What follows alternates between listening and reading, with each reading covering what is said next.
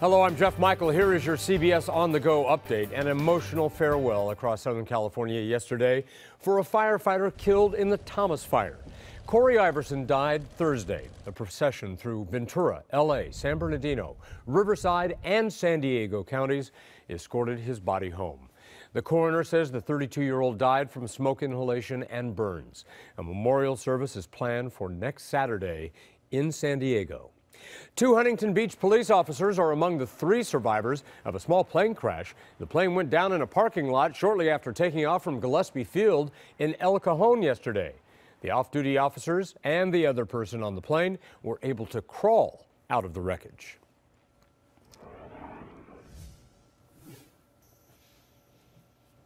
And now your CBS 2 travel forecast. Here's Danielle Gersh. Thanks, Jeff. Happy Monday, everyone. A cold front going to linger for several days from the Pacific Northwest to portions of the northern plains early this week.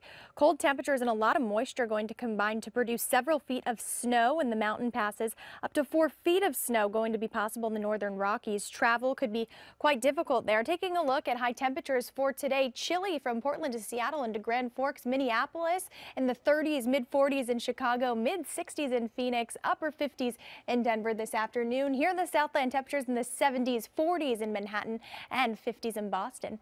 As far as travel plans, not looking like we are going to see too many weather-related delays, so that's good news because I know a lot of you are traveling this week. Low pressure that brought us some very gusty winds here in Southern California yesterday, moving off to the east. A highs briefly going to set up over the area, and then an area of low pressure toward the middle of the work week going to cool us down, bring back that marine layer. So highs today a little bit above average. We should be in the upper 60s this time of year. We'll be in the low 70s along the coast for LA and OC metro areas. Mid 70s for the valley. Still have that northeast wind in place, so dry conditions and temperatures slightly above average, but winds won't be too gusty today or tomorrow. Wednesday, clouds increase, temperatures drop down into the 60s. Can you believe Thursday, the official start of winter? Winds will turn back offshore and will gradually warm things up as we head toward the weekend. Christmas Eve on Sunday, 60s with some clouds. Jeff. All right, Danielle. The Southern California wildfires have, without a doubt, been devastating, and now researchers say it could be harming sea life. CBS 2's Brittany Hopper has more on a new study. The Thomas Fire in Ventura County has caused devastating damage on land, but it's also possibly affecting our ocean, raising the risk of polluting the fish we eat and sending more toxins in our air. Something like this impacts our lives. These are pictures of the vessel from UC San Diego's Scripps Institution of Oceanography. It's currently in the waters off Santa Barbara, where researchers will study whether the ash falling from the recent wildfires is having an impact on our ocean. Bruce Applegate, who is heading up the mission, spoke to us via Skype from San Diego. Is that, whenever you take a breath, 80% of the oxygen that you breathe is produced in the oceans.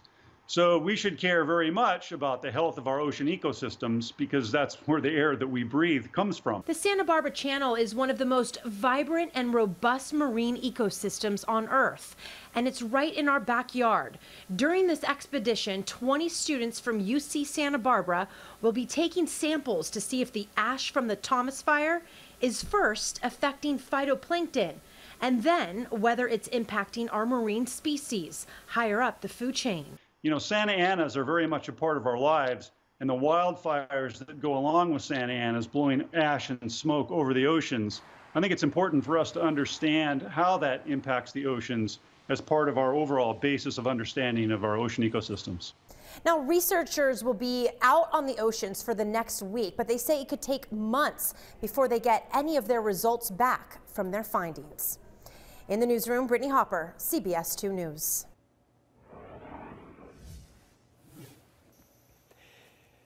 Now here's your CBS On The Go sports. Kobe Bryant jerseys will be immortalized tonight at the Staples Center. The Lakers will retire his jersey numbers 8 and 24 at the halftime ceremony. Bryant will become the 10th player in Lakers history to have his, in this case, jerseys hanging from the rafters. He'll join the greats before him, including Wilt Chamberlain, Magic Johnson, and Shaquille O'Neal. A street festival called Kobe Land will take place starting at 4 o'clock on Chick Hearn Court in LA Live. Admission is free to the public. And that is your CBS On The Go update. I'm Jeff Michael. Remember, we are always on at CBSLA.com, and be sure to watch us on the CBS 2 News at 5, 6, and 11 p.m.